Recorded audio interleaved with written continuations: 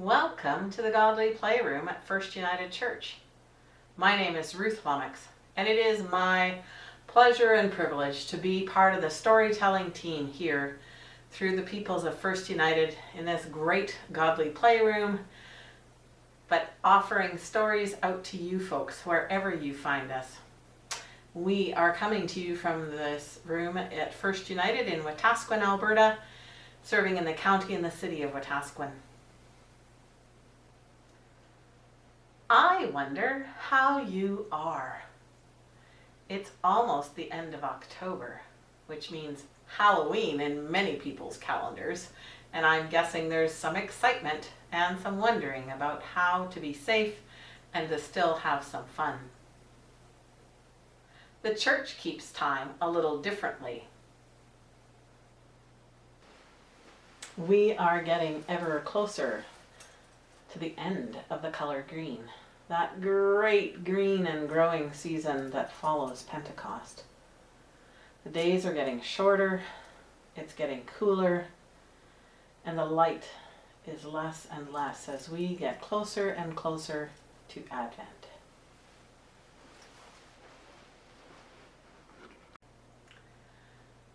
There are lots of different ways to get ready and things that you might want to get ready. You might want to have a candle that you can light, whether it's a flame candle or a battery candle to be on the safe side.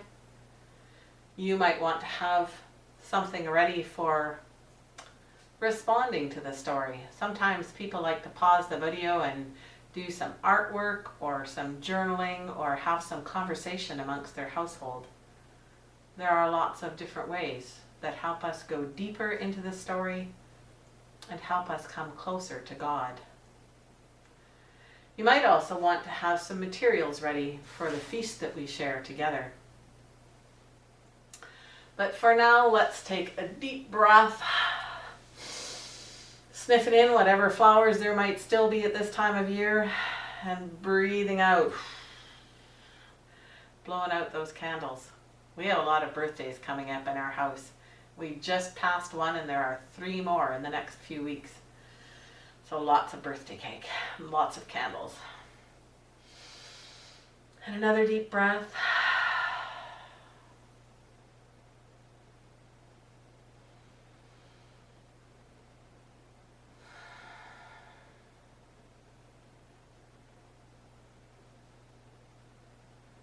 Are you ready?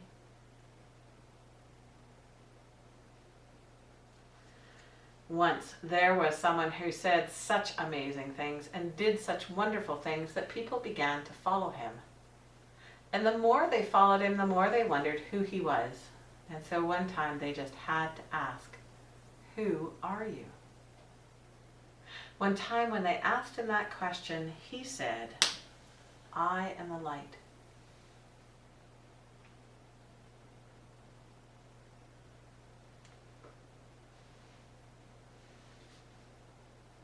And the light grows whenever we share it.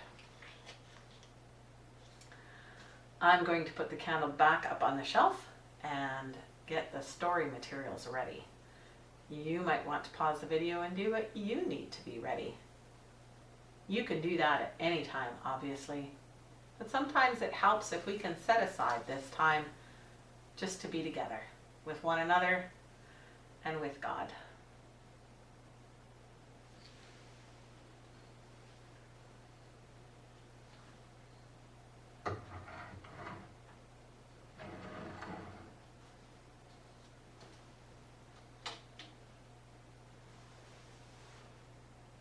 This story is called The Ark and the Tent.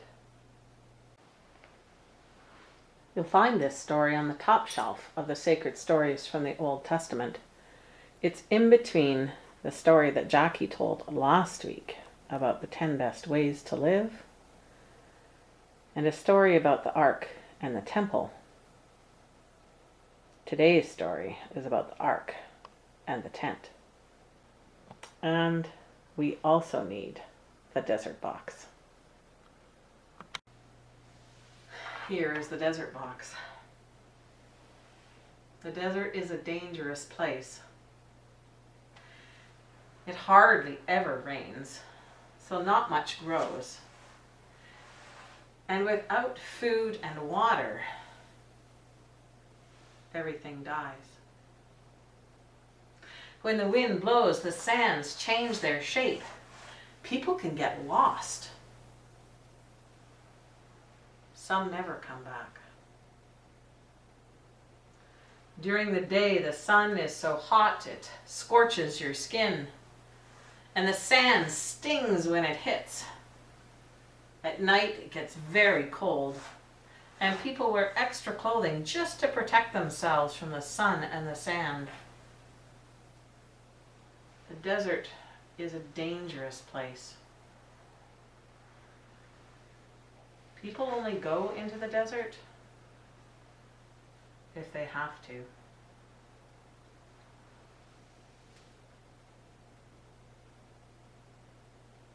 The people of God were in the desert. God had given Moses the 10 best ways to live, and Moses had given them to the people. And the people loved them so much, they wanted to be able to carry them with them wherever they went.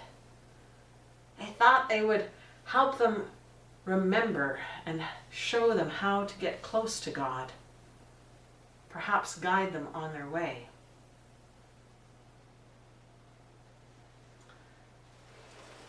So God told them to build a box called an ark.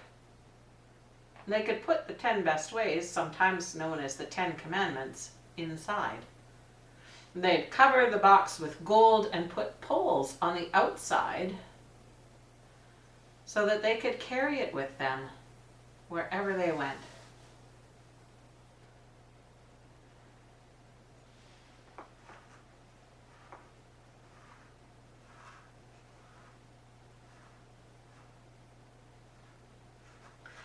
But one doesn't just walk up to something as precious as the 10 best ways. The people wanted a way to get ready. They wondered what they could do. So God suggested they make an altar for burning incense. The people could walk through the sweet-smelling fragrance, and that would help them remember God's presence and be ready to come close to the ark. But that wasn't quite enough. And so God had them make a table and put 12 loaves of bread on it, and a menorah, which is a lampstand that has 7 branches. And people could walk between the table of the bread of presence and the menorah. They could smell that sweet smelling fragrance, and that would help them get ready. But that still wasn't enough. So the people decided to build a tent that would go around the ark.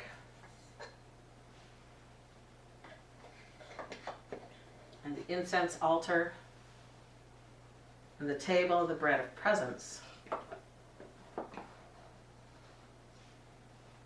and the menorah.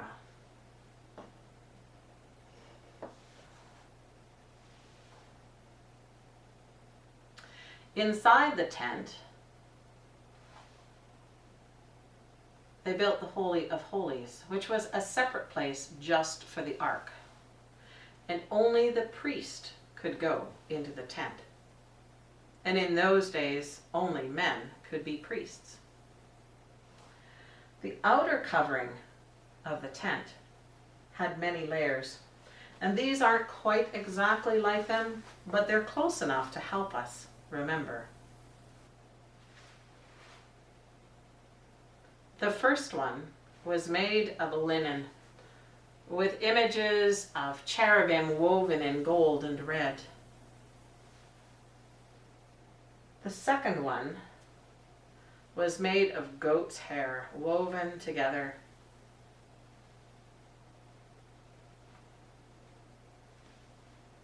Next came a layer of ram skins dyed red.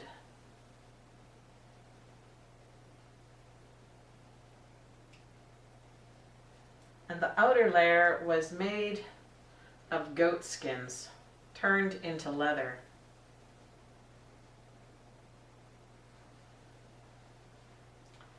But this still wasn't enough.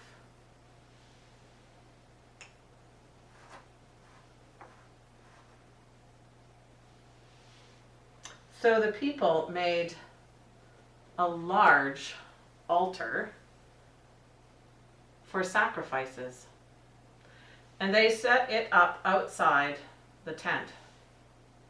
There was also a great bowl made of bronze called a laver that the priests could wash in to help them get ready for prayer, and that too was placed outside the tent. But that's not all. The priests began to wear special clothing to help them get ready.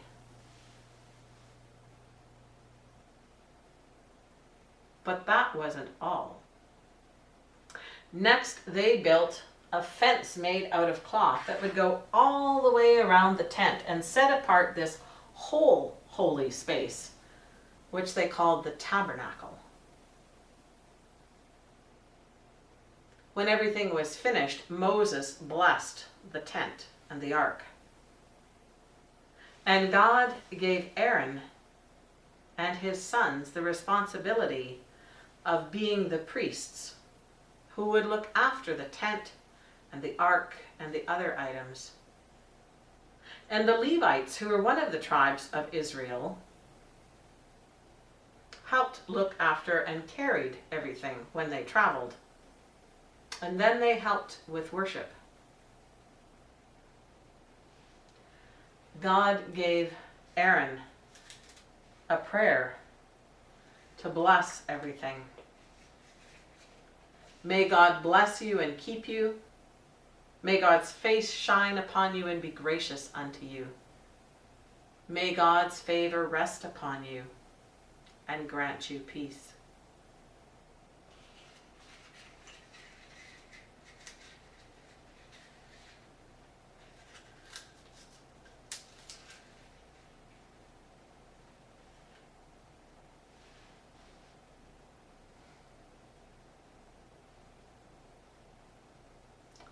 I wonder what you liked best about this story.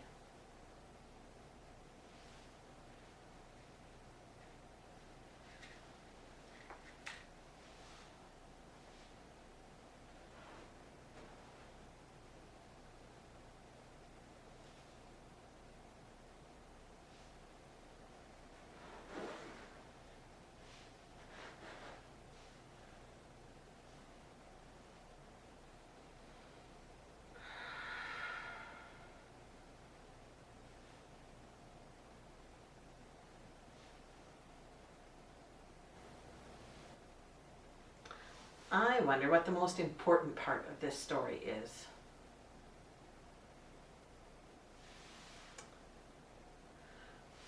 I wonder if there's any part of this story we could leave out and still have all the story that we need.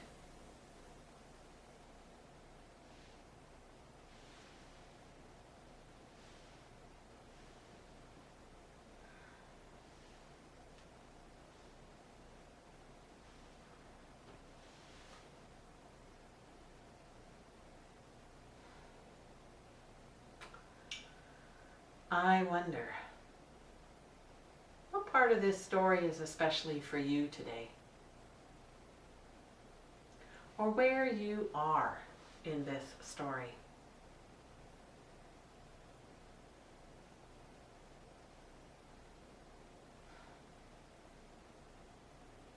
There are a lot of things here to put away.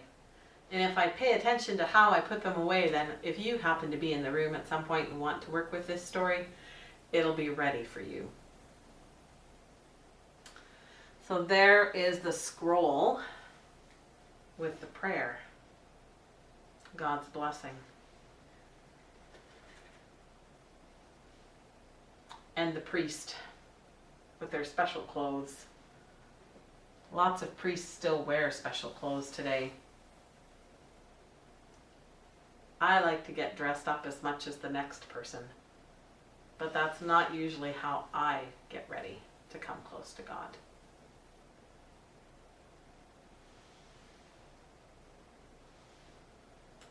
The altar for sacrifices, and the laver with all the water. They have poles on them too. Can't imagine having to carry them around though. Made of bronze.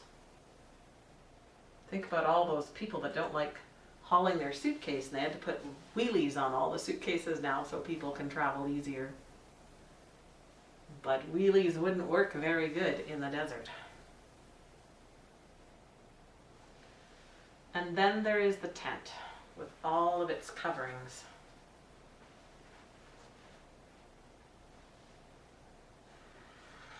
Walls of the tent, that special place, the Holy of Holies.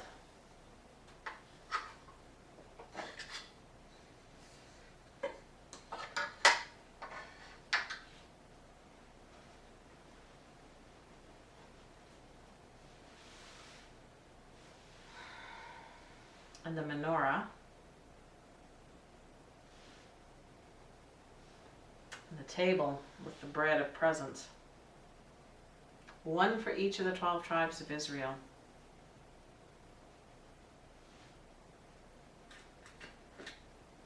And that bread was fresh every week whenever they could do that. And the incense altar. Many churches still use incense, and different faiths use incense. Sometimes as a way of reminding us that our prayers rise to wherever God is. Sometimes just inviting us to delight in that beautiful fragrance.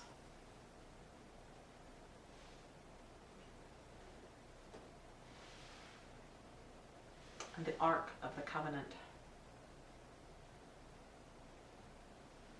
It holds many precious things.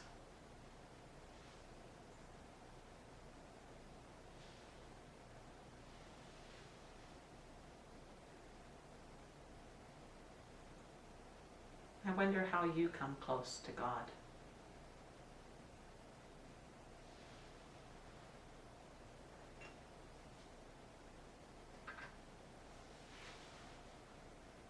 I'll invite you to get out your work, or to pause the video if you want to take some time to do that and work on your own.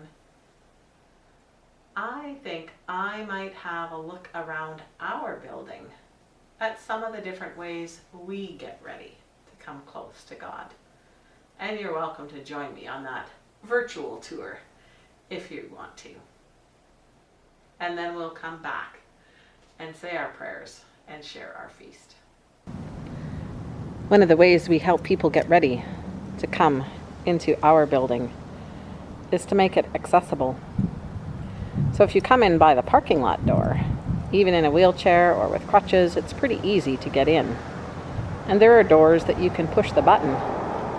But even before that, there's the rainbow on our sidewalk that says everybody's welcome here. Whether you're male or female or transgendered, two-spirit, queer, in between, unsure. And we have the ribbons on the fence with the Every Child Matters, which is another way we have of saying people are important here, and we want to honor and live with respect with all our relations. Unfortunately, not everybody's agreed with us about the rainbow, and so people have put spray paint on it more than once, even though we've repainted. But we still believe this is one of the ways we help others get ready to enter. So let's go inside and see what else we do to help us get ready. Some things are a little different since you were here last. We've added in some sanitizing stations and a list of reminders for people to check in before they enter the building, just to be a little extra careful. And then there are the markers on the floor. Not so much about helping us get ready, but helping us be safely together, to keep our distance. And another sanitizing place, and a place where we can sign in. And if you're coming for worship, someone will just make a note of your name and maybe your phone number in case we need to get a hold of you. These are all the ways we're trying to make sure that when people come together, they're safe. This is another threshold, a place for us to pause and recognize that we are crossing over from one way of being into being with God. Think of it, maybe this is like our tent, and you've been in the tabernacle, and now you're getting ready to come closer to God. But I imagine God's in all those places. It's just another way, though, of helping people get settled in so they're ready to worship and to be with one another. Part of our getting ready includes welcoming people, singing birthday and anniversary greetings to people, listening to some music, or maybe visiting with the people at the other end of our pew. There's some information, if there are specific announcements, but also about acknowledging the land and the treaty upon which we are gathered,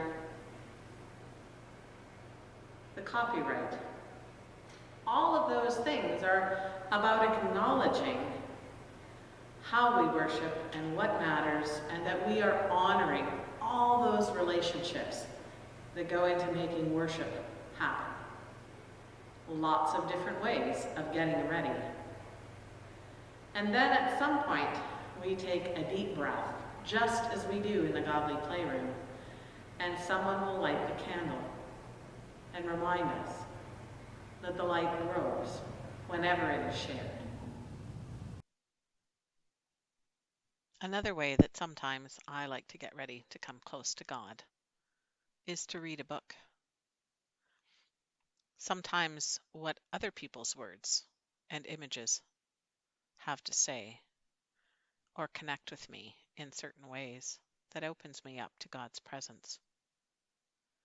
This is a book called Many Ways by Shelley Rotner and Sheila M. Kelly, and it reminds us that there are many ways that people come close and share their beliefs or have an experience with the holy. There are children who go to school together, who work together and play together, and their families enjoy many of the same activities. But families may have different beliefs about God. They pray and worship in their own manner. Their different ways have different names: Buddhism, Judaism, Hinduism, Christianity, Islam, Sikhism. They have different places to pray or worship, like churches, temples, mosques, or shrines. There they practice their beliefs and learn the stories and sayings of their great teachers. Books tell what their great teachers taught.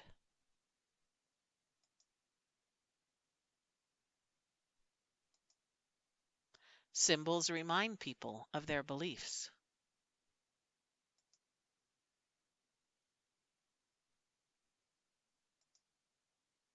Sometimes music calls people to prayer. We like to sing in our church too, and that often helps us get ready.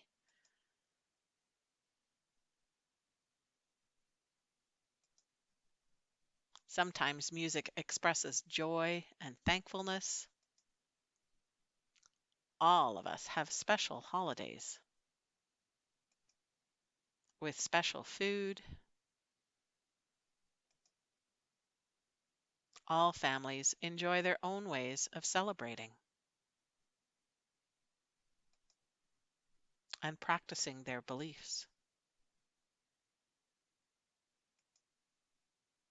all enjoy the beauty of this world and celebrate the important times of life. All their great teachers have taught the same lesson: to love and care for one another and for our beautiful earth. And whenever we do those things, we are in the presence of the holy. I wonder how you get ready to be with God.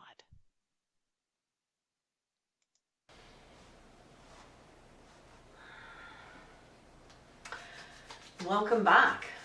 So, I wonder if some of the things that we showed you or talked about as part of our getting ready for worship was new to you, or perhaps something that you didn't know why we did that.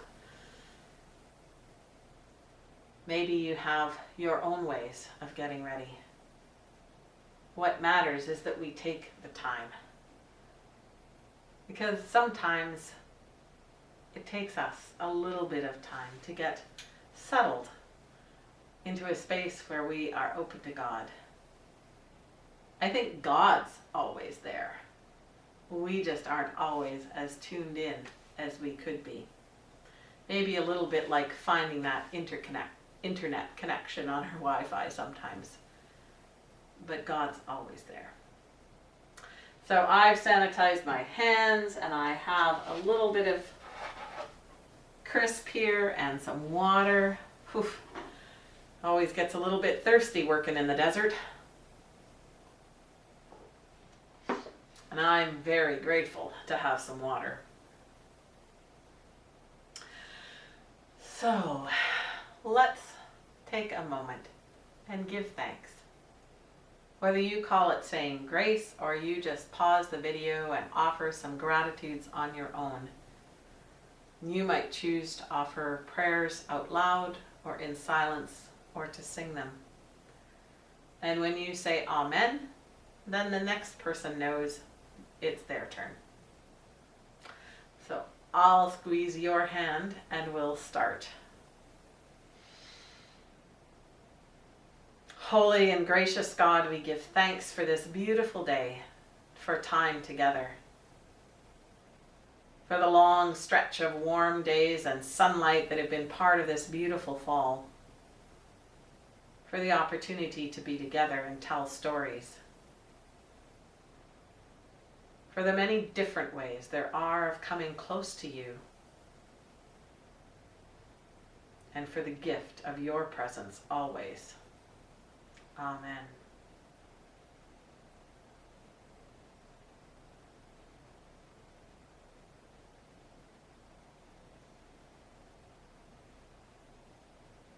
Amen. So I wonder what you have for feast. Sometimes we think we need a lot, but we don't really. Just a few things to nibble on.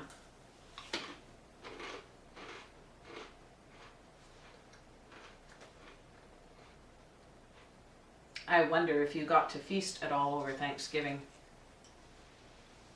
It's been a little trickier with some of the restrictions.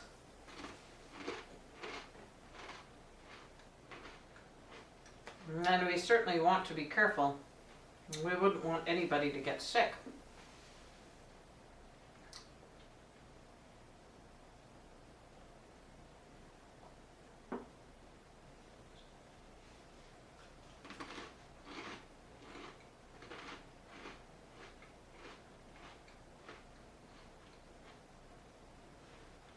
I wonder how you get ready in your household when you're going to share a feast. Are there special dishes that you use? Or maybe favorite recipes? Maybe the house gets cleaned. In our house, that's always one of the first things I like to do is get everything cleaned up. But even before that, I've probably made a bit of a list of groceries that I'll need. I invite people if we're able to have people in, and I start working back. I know it's going to be taking this long to cook a turkey, and it takes me this long to make these things, and I try to figure out when I need to start what so that it all can be ready close to the same time. Although the running joke in our house is, doesn't matter how careful I am about the math, the turkey's always ready early.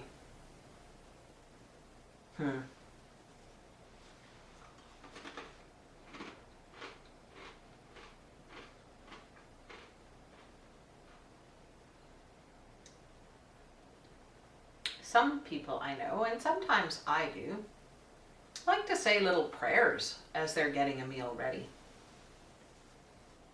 To remember the guests that are coming, to bless the food, or just to put good loving thoughts in as well as the ingredients.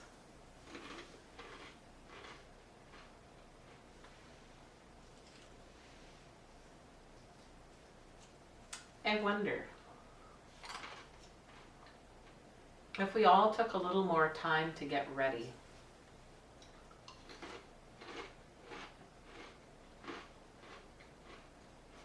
Would we be more careful about what we say to others? Maybe less tempted to just blurt out something hurtful?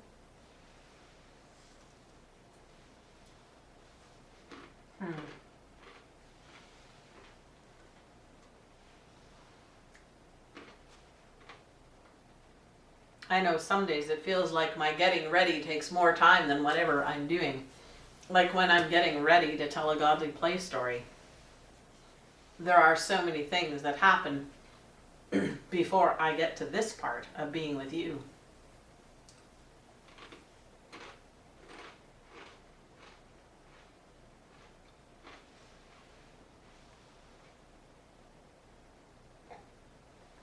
But it's worth it.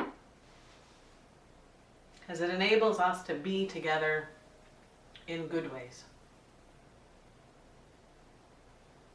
It enables us to create space, not only in our stories, but in our response time and in our feasting, for some conversation, for the Spirit to enter in and play. And that's a blessing.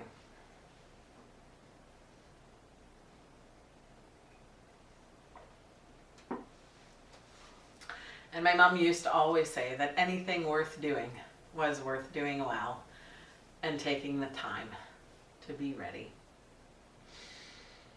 Oh, well, I am ready to change the light.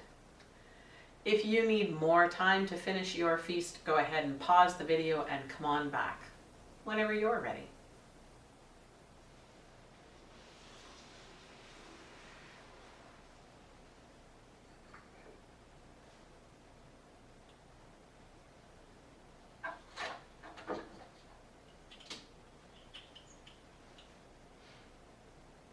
So watch what happens when I change the light.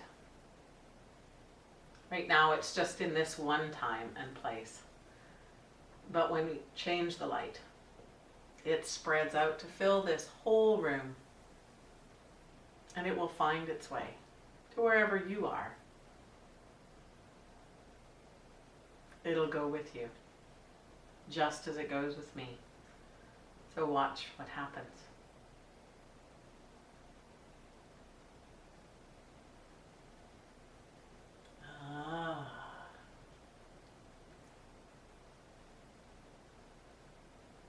Did you see it? It spreads out until it gets thinner and thinner. You just about can't see it anymore. I can still smell it though. It's not quite a sweet smelling cloud of fragrance, but there's definitely an aroma of that smoke whenever we change the light.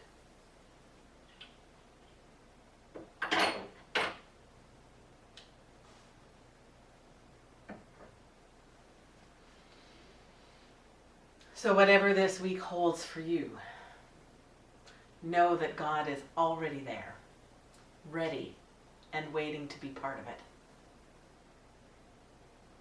Be well. Keep one another safe. Until we meet again.